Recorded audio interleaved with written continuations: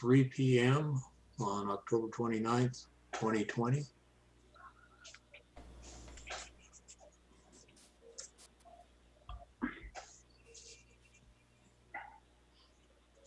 Call the roll.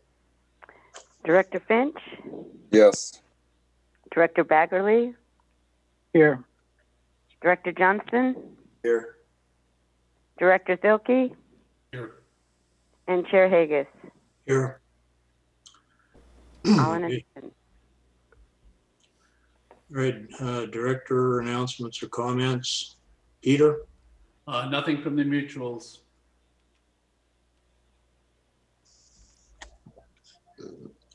Jim? We met, nothing specific. We're digging up our bylaws, for lack of a better word, to get a better understanding of a couple of items. Okay. Nothing else. Johnny? Nothing. The tables have turned. That's Russ and I are going to be outsiders very shortly. And you are the insider. You have my full endorsement. Yeah, you can always come and complain. That's right. Or praise. Yeah, that would be good. Yeah. Russ? Yes, the lake level is at 40.4%. Good. The acre feet in storage is 96,076. So that's still quite a bit of water, you guys. All right. I don't have anything. John? Hey, the only thing I wanted to mention, I know we've got a couple of directors going to be off the board first of the year. Director Johnson, who's going to be replacing you? Do we know yet? We don't, but Ryan will probably continue as the alternate and cover it until they make an appointment in January. Okay. And Richard and I talked a little bit about the CSD, but I'm sure that'll need to come back at some point. Partly the reason I'm bringing this up, because after the first year, we probably should consider board officers whenever there's a full board that's been seated. And I that's think all. you only do that every 2 years. Yeah, but I didn't know if it, I have to go back and look at, see if there was any changes because of people leaving. I don't remember if Russ, you were vice chair or something. I can't remember. No, that was Bob Daddy, I think. No, Jim's vice chair. Oh, Jim. Okay. All right. Okay. Well, if we don't have to worry about that, we won't bring it forward, but we'll have to be talking about the CSD. Well, Bob Daddy's the alternate. Right. For at least a year if he wants to do it. Why do we have to talk on the CSD? Am I missing something? Because Richard Hages is going to take over the Casitas position. He's the new Russ. Yeah. Oh, I get the musical chairs. Yeah.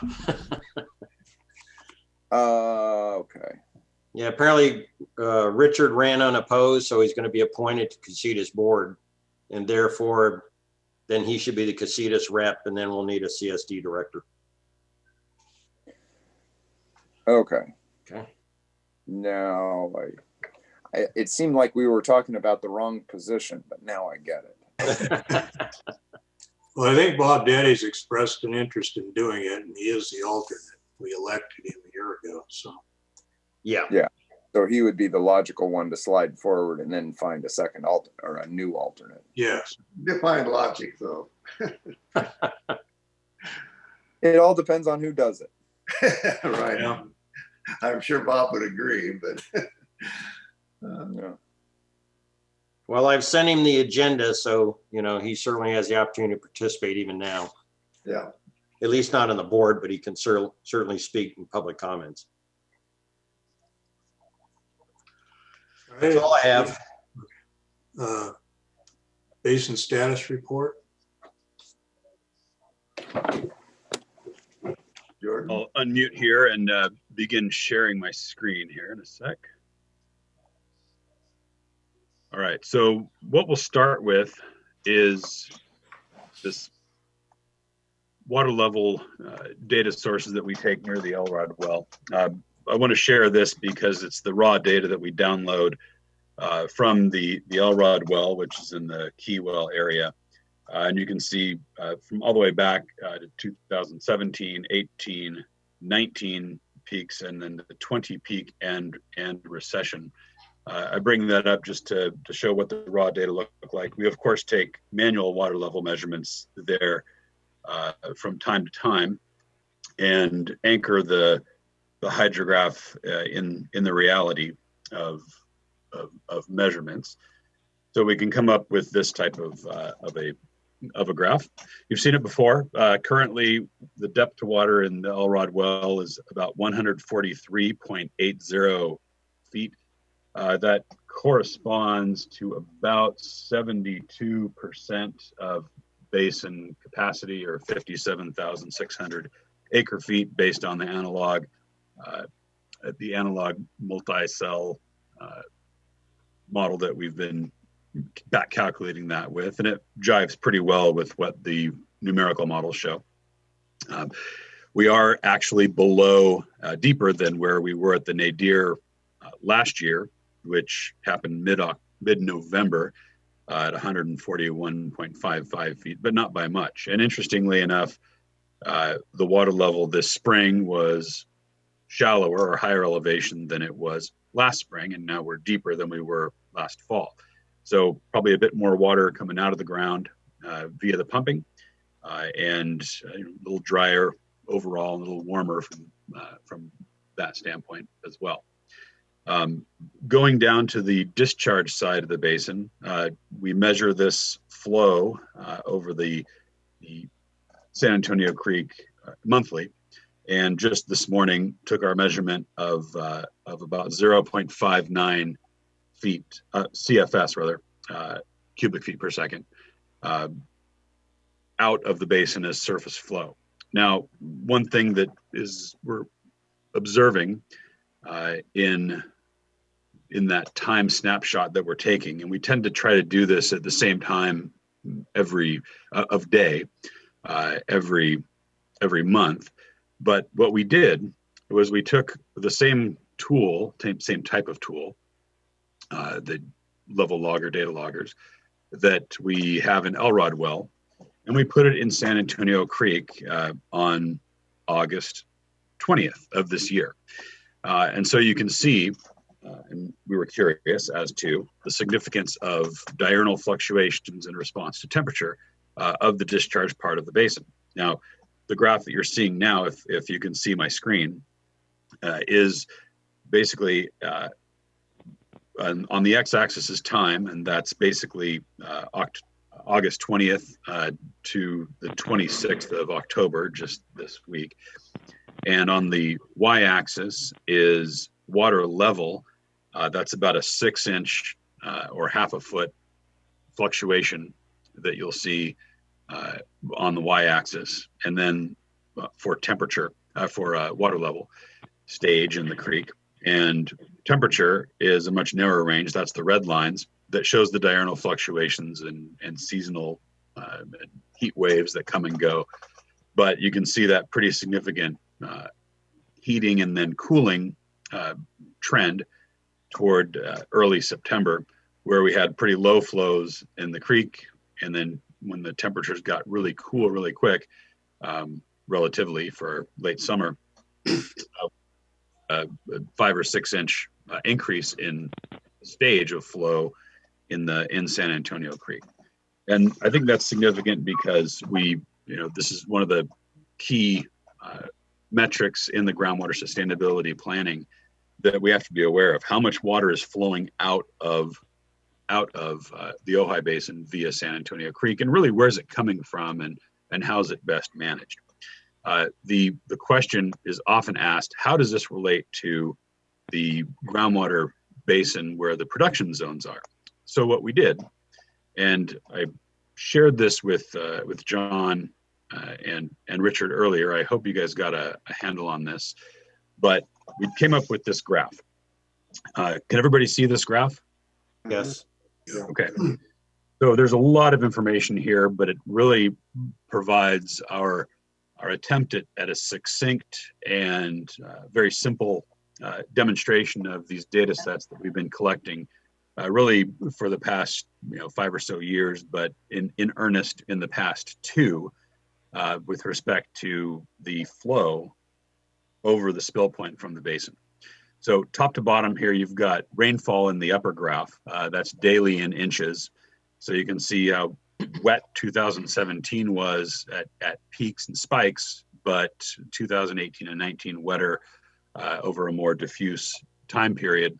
And then 2020, similarly diffuse, but with 2 major, almost 2 winters rolled into one, where we had the early rains in November, December, and then pretty dry for January and into February, and then wet again for March and April. So that's what's shown on the upper graph, rainfall in inches. On the lower graph, there's a number of data sources and points that are explained here, and it really addresses the question that we've discussed.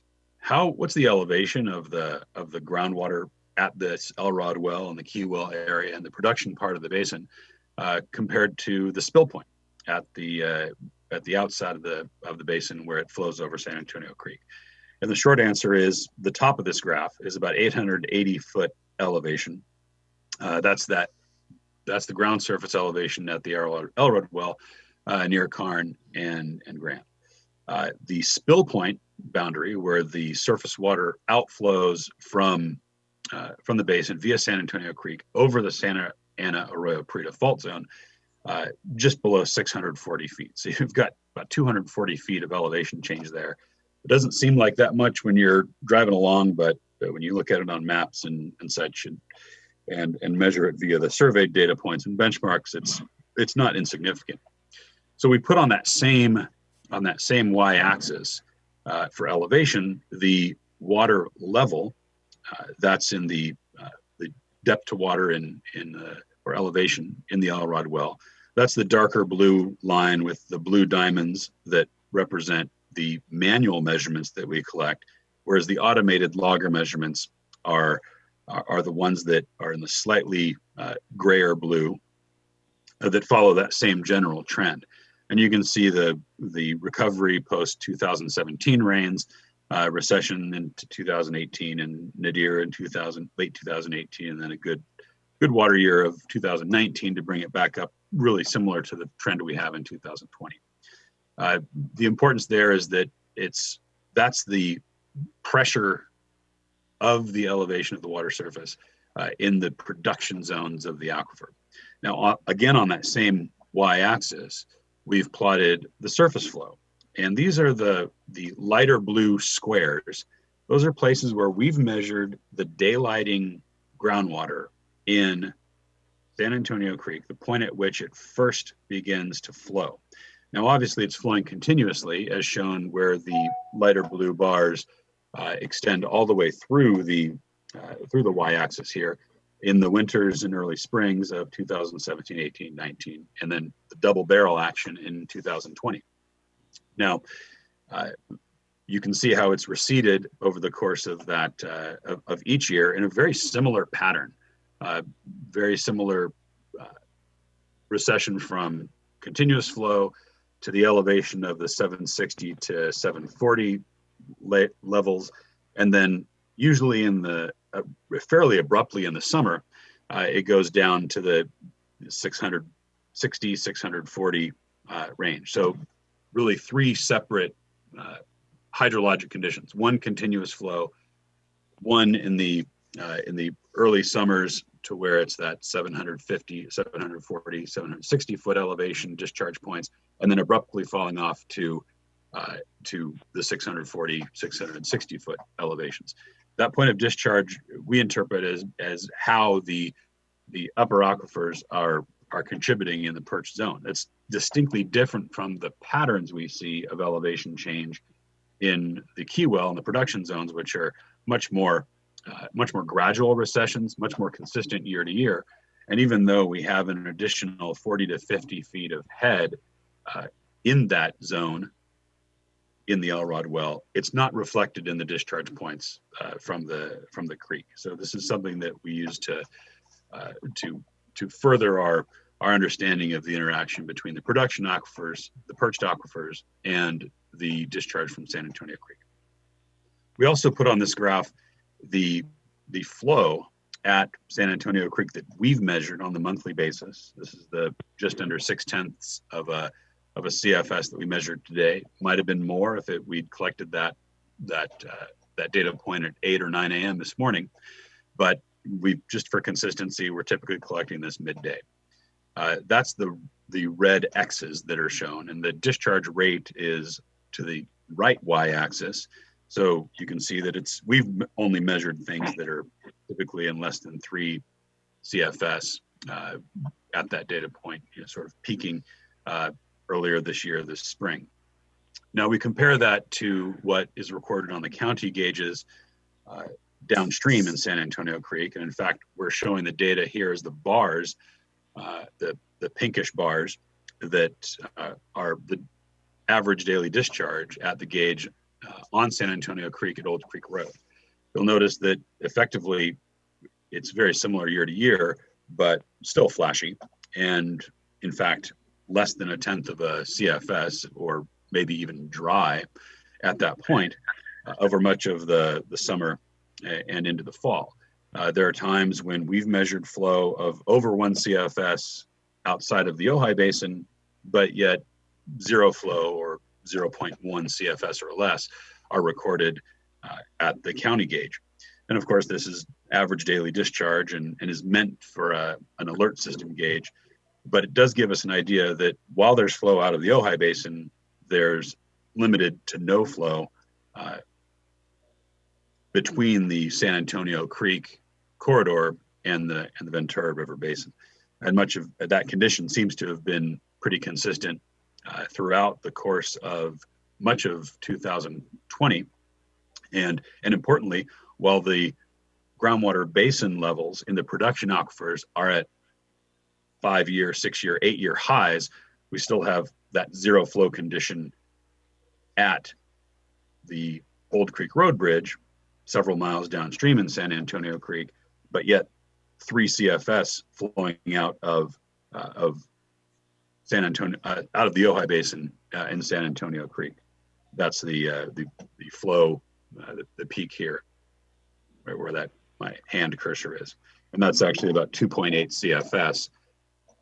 Elevation's very high in the production zone, but San Antonio Creek down closer to the Ventura River, 0.1 or less CFS at that point. So at any rate, I'll stop sharing that screen, and happy to share these along with to Roberta for upload to the website so that you'll have those at your disposal, and we'll continue to collect and share those data as appropriate. Thank you. Jordan, which bridge at Old Creek Road are you talking about measuring, or your observations are? So our observations are taken on San Antonio Creek. There's no bridge there. This is just downstream from Skunk Ranch Road Bridge, where San Antonio Creek crosses the Arroyo Pre-Default and leaves the Ojai Basin. So this is still upstream of Country Club Road and the bridge near there, whereas the county gauges are just before that we're referencing there, and there are several. One at Camp Comfort, another at Dos Rios, another at Old Creek Road. But the one that we showed in the pink bar charts there are the data from Old Creek Road, just before San Antonio Creek enters the alluvium that is in direct connection with the Upper Ventura River Basin. Is that right by the Bentley Ranch? Bentley Ranch. It's just above the horse properties in Tres Condados area. Oh, okay. So very near where the 33 crosses the San Antonio Creek. Oh, okay. So it's quite a ways down. Yeah. So it's more all of the water that's finding its way through that corridor. the takeaway message is over much of the year, there's quite a bit more water leaving Ojai than leaving the San Antonio Creek corridor. Jordan, is upstream of the Skunk Creek measuring point, is there a lot of Arundo? There's a fair amount of Arundo. It's not as dense as further downstream in San Antonio Creek. I think the densest stand of Arundo that I've seen, much of it's been removed, is in the area just downstream from Dos Rios Ranch, Mary Bergen's property. And then it's I think it's an area where the property owners didn't want Arundo removed. Whereas in the Ojai Basin proper, there's not a lot of Arundo. There's quite a bit of willows and sumac and things of that nature that are present in the creek and certainly taking up some of that water. But I'd say that, this isn't a quantitative assessment, but the density of Arundo there is much lower. But there's enough other vegetation to account for the change in flow due to temperature. There's a good amount of vegetation, yeah. In between where Richard, are you asking in between where he measures it as it leaves and is observing it as it gets towards Ventura River, you mean? No, that is a question, but I was asking if there is much Arundo above the Skunk Creek portion. Above where he's measuring. Because the flow varies by temperature. Right. And any of the phreatic vegetation would contribute to that uptake, and not just within the creek itself, but theoretically anywhere that has trees tapping into the perched aquifer system, which is very shallow throughout much of the city area, could potentially be taking up some of that flow. Yeah, pulls with the temperature. Right. And just straight evaporation. Yeah, although much of it is shaded, so there's not the straight evaporation once it starts flowing is a little less. Okay. Any other questions? Well, thanks, Jordan. Thank you. It's interesting. Next item is public comments on items that are not on the agenda. Do we have any public comments? Do we have any public? Bruce is there. Okay. Hello, Bruce. He's muted. I'm here. Hi. Yes. Thank you. Interesting presentation. Thank you. If there are no other comments, the next item is the consent agenda, which is the board minutes for the meeting of September 24th. Move approval. Second. Okay, call the roll. Director Finch, Yes. Director Baggerly, Yes. Director Johnston, Yes. Director Zilke, Yes. and Chair Hages. Yes. Unanimous. Okay, the next item is item 8A, which is the treasury report. I'll just give you a quick rundown. The current fund balance as of the end of September is $151,963.58. But that will certainly be reduced this next month because Dudek has just invoiced OBGMA for $49,111.75. Disbursements for September were. Did we get our value out of that? I would agree. Okay. Yeah, they're doing a lot of work, and so we're keeping on top of it. Disbursements for September were just the normal phone, rent, professional services, so nothing extraordinary there. We've had a net change in our cash position of a negative $7,694. We had $9,276.75 for expenses on our grant We did invoice the Water Conservation Board money in July, but we haven't seen a reimbursement for that yet. Extractions through June 30 were about 2,790 acre feet. And if this next quarter is similar to what we had last year, we should have somewhere around 4,700 acre feet of extractions for the water year 2019 and 20. And that's all I have. Yeah, you might have a little heavier. It got warm this quarter. Okay. Yes, it did. But it's certainly well in excess of what we had there a few years back when there was a lot more conservation going on. We had a couple of years there where we had 3,000 acre feet of extractions. Yeah. And prior to that, the basin had extracted over 5,000, but then when there was a call for conservation, we see those extractions reduced about 20%. Mm-hmm. And they've come up since then. So, we could be, 4,700 to 5,000 acre feet, depending on what happened this last quarter. Yeah. I like what you did with the monitoring well project. So you're keeping track of the grant revenues and expenses separately. No, I'd like to take credit for it, but I'll have to say our bookkeeper did that, Melissa Saltis. So she's just trying to make sure everything gets organized, gets accounted for properly, and we can keep track of it. So I thought, why not include it in the agenda? I think it would be helpful if we did something similar with the GSP. Okay. So that we don't lump all of those expenses into general professional services. So we can see what our actual expenses are for the GSP. And we are tracking those separately, so that shouldn't be a problem. Okay. So GSP expenses report. Okay.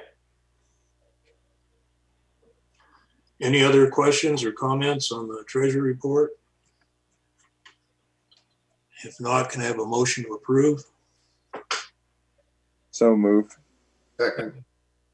And call the roll? Director Finch, Yes. Director Baggerly, Yes. Director Johnston, Yes. Director Zilke, Yes. and Chair Hages. Yes. Thank you. Unanimous. Okay, the next item is 8B, OBGMA meeting schedule for November and December. Yeah, I thought I'd put that on there. Typically each year, the board has been consolidating the November, December meetings because of the holidays. So I did talk to the city. What's on your agenda is the dates that the city has staff in the Zoom facilities available. So these are not Thursdays. I think the 1st and the 4th. I don't have my calendar with me. I should have looked. I think one's a Tuesday and the other one's a Friday. And then I think December 1st is a Tuesday. December 4th is a Friday, and December 11th is a Friday.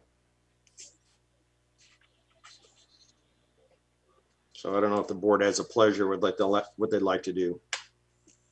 You do it the 1st on Tuesday? The 1st doesn't work for me, but You skiing or I'll be just getting back. you athlete, you. Okay. What's a good day for you then? Either 4th or the 11th are fine. 11th, I'm gone. And I'll be gone too permanently.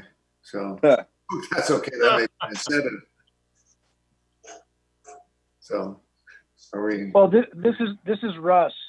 I've been quacking indiscriminately and limping quite a bit, so it doesn't make any difference to me which date it is. Well, yeah. It sounds like the 4th everybody can make. It's okay with me. Hey, with me. Yeah, that's fine. Okay, we'll hold it at 3 p.m. and then we won't keep you tied up for your evening. All right. Okay, we'll make that happen. Thank you. The next item, 8C, is Ojai Conservation, Water Conservation District office sharing agreement. Yeah, just to give you a little bit of background, and this is very preliminary, so I'm not asking you for any action, but Cece approached me and apparently had been talking with Emily, and I think maybe Jim, I don't know if she talked with you. Yeah. Regarding this, and I'm sure you're going to have plenty to chime in. And but this, there's an interest in sharing the office facilities of the OBGMA by the Ohio Water Conservation District. I think it's a good idea. I don't see a problem with that. We do share some storage right now with the storage yard, and you know, I think we've shared a mailbox for a lot of years at the post office, but all the details need to be worked out. This particular agreement was modeled after one that OBGMA had with the Ventura River, Upper Ventura River GSA. And so I just modified it, but I didn't really dig into all the cost sharing issues, and that's all going to have to be worked out. As I understand, the Conservation District has very small budget. They don't spend a lot of money, and I think they maybe have $25,000 in reserves, but they might spend $5,000 to $10,000 a year, and that's about it. And Jim, maybe you know better than I do, but Yeah, that pretty much sums it up. They've kind of, and that's kind of why I made the comment on digging up the bylaw work. It doesn't have a lot. It gets its funding through, you know, its original mandate through the county and off the property tax roll, but it was cut severely, and then OBGMA came in. So it's just a very small share, because in the past, the same person has done both. So the share has really been her sitting there, not much else going. But as John said, it's a preliminary and would like to get it worked out. I think it makes sense on both sides, because we're looking to, we will be probably transitioning, to this. It was the same personnel in the past and will probably remain the same personnel, hopefully. It will. so if the board has any comments, what I'd like to do is, I guess I'll be working with Roberta and CC and either Jim or Emily or both, and we'll figure out some of the details on this. But I don't know if the rest of the board has any thoughts or comments, but I wanted to at least bring this forward, at least begin the discussion. This is Russ. I think it's a good idea. Please continue that search for perfection to get the two districts together. Yeah, I think it's a good idea. I mean, we don't even use that office every day, so sharing it is a good way to go. Hey, if I could jump in, this is Peter. So it's, it's not only office sharing, it's also personnel sharing. And a hidden component is that, both agencies are going to have to get together to agree on who they're going to hire to staff. I understand that each agency would be independently contracting with that person on a part-time basis, but this agreement assumes that, it's going to be the same person, and both sides are going to need to agree on who that person is. So for instance, if Roberta were to leave, both the agencies would have to agree on who would be the new person that would be filling her role. Yes, I guess implicitly that does go without saying, but I would, you're absolutely right, Peter, but I wouldn't term it as personnel sharing. It's happens to be the same person. And I know that's not a legal description. No, but that's exactly what I was struggling with as I read it, because it says, the way the contract Right. reads right now, it's personnel sharing, and I'm scratching my head. Well, how does that work? We're actually not sharing, No, but it will be the same person. it happens to be the same person as it's happened to be in the past. We're sharing overhead, right? And because we contract for that service, that's part of the overhead, right? So there are 2 subcontracts. What was that, Johnny? I missed that one. I said it sounds like what we're attempting to share overhead between the 2 organizations because we don't use everything we have, and they Right. a bit of Correct. And so if Correct. it's classified as overhead, one of the professional services contracts would be with us and one would be with the other group, I would think. Yes. That's Yeah. So the only point I would raise is to provide some context is what happens if that person were to leave and then each agency decided they were going to go with a different person. Could that work? Could you have 2 different part-time employees in that office space, or is that not what we're talking about? We're actually talking about sharing 1 employee, but each agency contracting separately with that employee. John, can you answer that? Yeah, I think certainly, I think the goal is to just use the same person for both agencies. Right. But if you did want 2 separate people for each of the agencies, that office can accommodate 2 individuals, plus the work hours aren't 40 hours a week. So no, that's where this, and I know, Peter, you're doing the appropriate thing, pointing, but ours is very minimal hours, and that's why it's worked so well to overlay it in the past, because it is not a lot of hours in any given time, except maybe at audit time and getting that stuff prepped and stuff. But I think, John, you described it as, the intent would probably always be, if there was a personnel change, OBGMA would take lead, and then hopefully the person would also, it would work into the High Water Conservation District also. Well, in the interim, wouldn't it be cleaner until that, and if that happens, for each agency to employ 1 of the 2 people? And if they're going to do work for either one, they just bill the other one for the hours. Correct. Bill the respective agency. Correct. So there's no confusion on who gives direction and. Right. No, and that's exactly how it has been and how it is intended. Okay, well, I just wanted to point that out as part of your deliberations on it. Okay, well, I'm not asking for any action. We've heard your comments today and appreciate that.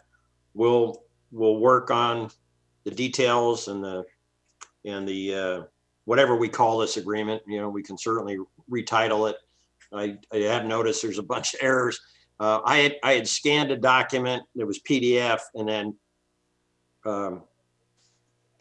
redid the document into a Word version. So it took a little effort, but it didn't take a lot of time, and I'm not billing for it. So so there's a few errors here and there, but we'll work out some of the details, and then we can bring it back for another review and see if either we've hit the mark or we haven't.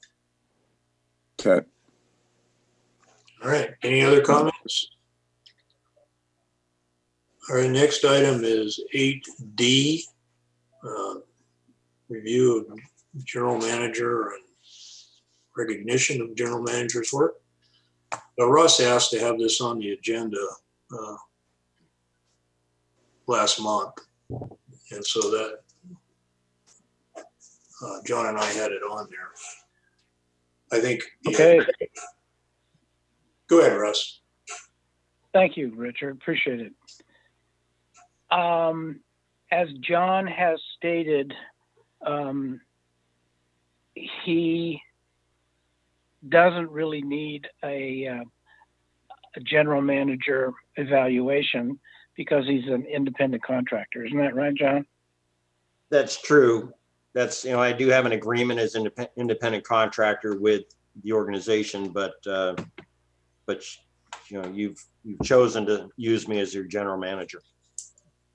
That's right. And while we may not be giving him a regular stodgy general manager evaluation, I thought it would be worthwhile for the board members to give John some feedback, pro and con, mostly pro.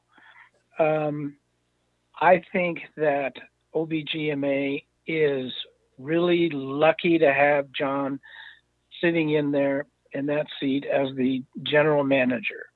We have the appearance and the organization and the exactitude of a real agency.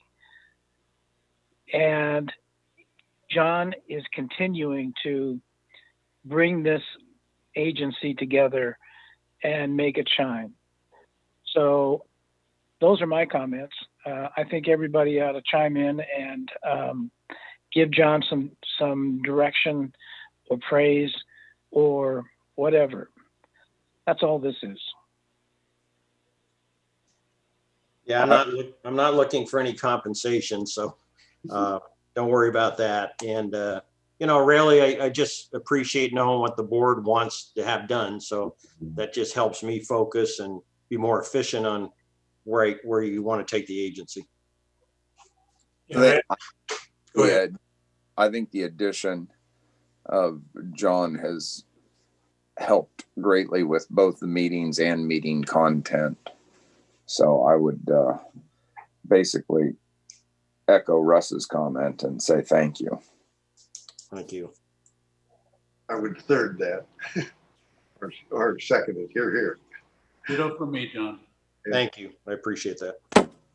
Yeah, and I've known. So, John, you're doing a good job, and we really do appreciate it. Well, and the thing I know about this board, I don't think there's anybody on this board that wouldn't be afraid to tell me I'm not doing a good job. So I'm probably more critical on myself than you all are. I've known John for longer than I'd like to say. Paths. So I think it's a real benefit to have a professional like John that we can use without having to hire a full-time general manager. The thing and he's taken on far more than he originally signed up for with this GSP.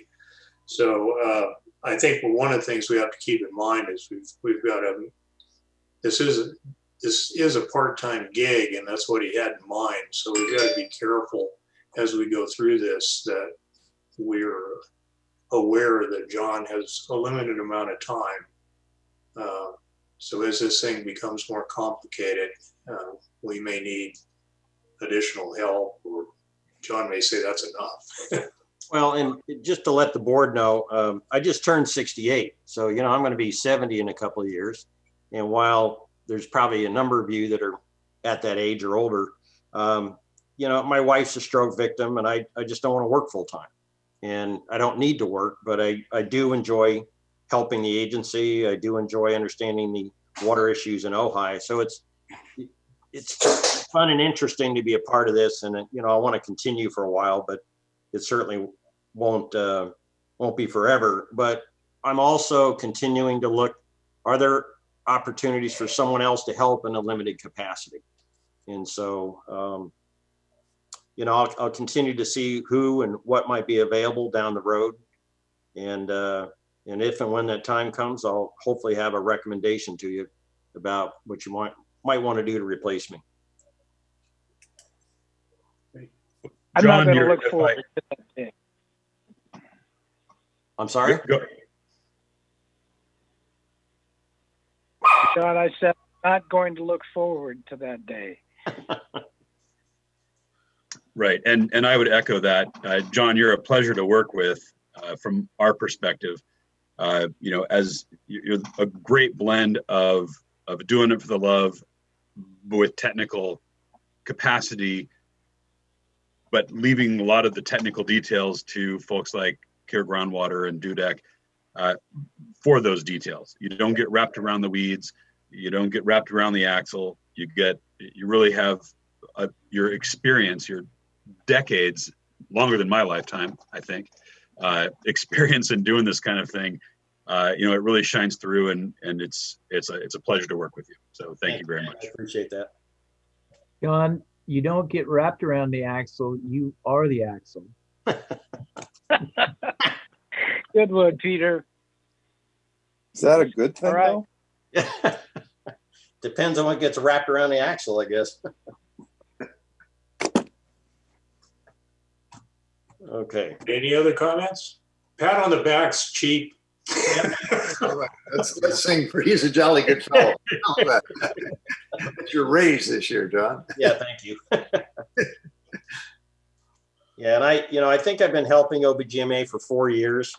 I haven't raised my hourly rate, and I don't intend to.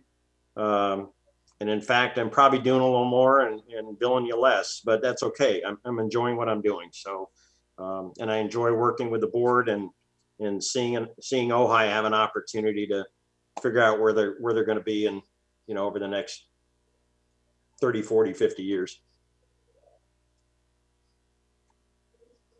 Okay. All right. Okay, Thank you. Is there anything else? If not, we are adjourned at 3:47. Okay. Thank you all.